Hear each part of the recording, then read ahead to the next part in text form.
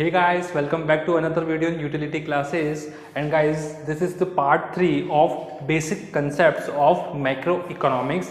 इस वीडियो में गाइस हम देखने वाले हैं काफ़ी important topic that is factor income and transfer income. Guys ये वीडियो काफ़ी छोटा होने वाला है, ठीक है, क्योंकि इस वीडियो में बहुत ज़्यादा कुछ है नहीं बताने के लिए, ठीक है। बाकी पूरी कोशिश करूँगा मैं कि आपका जो कंसेप्ट है वो क्लियर अच्छे से हो जाए।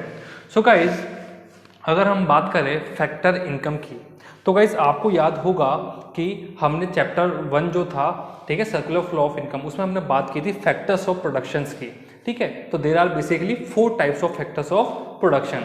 सो गाइस, जब ये फैक्टर्स ऑफ प्रोडक्शन हम किसी को प्रोवाइड करवाते हैं, यानी एक तरह से हम जब किसी को फैक्टर सर्विसेज प्रोवाइड करवाते हैं और उसके बदले में हमको जो पेमेंट मिलता है उसको हम बोलते हैं फैक्टर इनकम।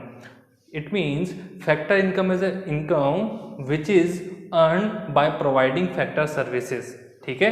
यानी हम फैक्टर सर्विस प्रोवाइड करवाएंगे और बदले में हमको जो पेमेंट मिलेगा उसको हम क्या बोलते हैं, फैक्टर इनकम। अब गाइस फैक्टर इनकम के एग्जांपल हो सकते हैं लाइक रेंट हो गया है। रेंट हमें कैसे मिलता है, लैंड, यानी जब लैंड को हम प्रोवाइड करवाएंगे किसी को तो हमें बदले में क्या मिलेगा, रेंट, ठीक है।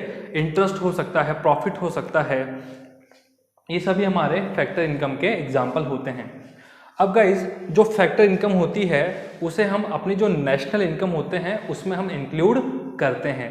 फैक्टर इनकम को हम नेशनल इनकम में इंक्लूड करते हैं, ठीक है। इसके अलावा जो फैक्टर इनकम होती है गाइज वो एक अर्न कंसेप्ट होता है, यानी हम कब मानेंगे कि हमें इनकम हुई है, तो हम ये तब मानेंगे जब हमने अर्न की है। अर्न की है यानी कि सर उस इनकम को अर्न करने के लिए हमें जो सर्विसेज प्रोवाइड करवानी थी वो हमने प्रोवाइड करवा दी है, चाहे हमें इनकम अर्न हुई है या नहीं हुई है, मतलब हमको चाहे रिसीव्ड हुई है या नहीं हुई है, ठीक है, उससे हमें कोई मतलब नहीं है।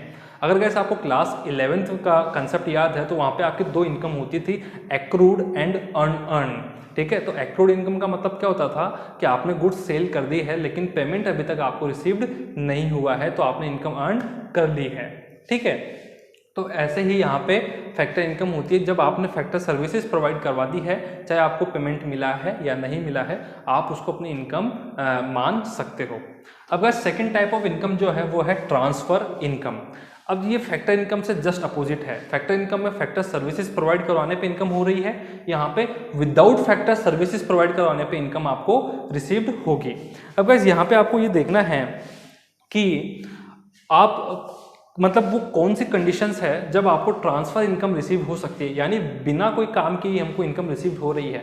तो गाइस अगर मैं छोटे छोटे एग्जांपल्स की बात करूं तो लाइक आपने देखा होगा घर में हम बैठे हुए हैं, सडनली हमारे कोई रिलेटिव्स आते हैं, ठीक है। अब जब उनके जाने का वापस टाइम हो गया है तो हमें क्या करना होता है, एक छोटा सा नमस्ते करना होता है, ठीक है अंकल वापस आना। और वो क्या करते हैं, उनके पास में जो भी थोड़ा सा पैसा होता है, मतलब पैसा काफ़ी होता है बट उसमें से थोड़ा सा पैसा वो हमें देके जाते हैं कि जाइए आप चीज़ खा लेना जो भी है, ठीक है।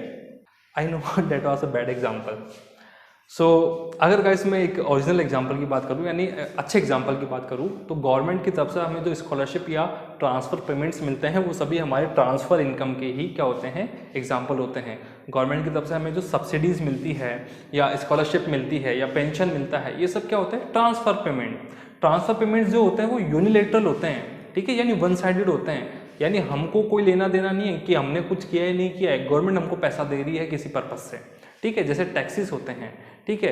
अब जब हम गवर्नमेंट को टैक्स देते हैं तो बदले में हम उम्मीद थोड़ी ना करते कि गवर्नमेंट को हम जो पैसा दे रहे हैं उसके बदले में गवर्नमेंट हमारे घर के बाहर रोड बनाएगी या कोई कुछ और डेवलपमेंट करेगी। हो सकता है उस पैसे का गवर्नमेंट कुछ और यूज़ करे, ठीक है। सो ट्रांसफ़र इनकम जो होती है गाइज, उसके एग्जाम्पल मैंने आपको बता दिए हैं। अब यहाँ पे आपको मैं बात बता दूँ कि जो ट्रांसफ़र इनकम होती है उसको हम नेशनल इनकम में इंक्लूड नहीं करते हैं। दिस इज़ वेरी इंपॉर्टेंट कि आपकी जो ट्रांसफ़र इनकम्स होती है उसको आप नेशनल इनकम में इंक्लूड नहीं करोगे।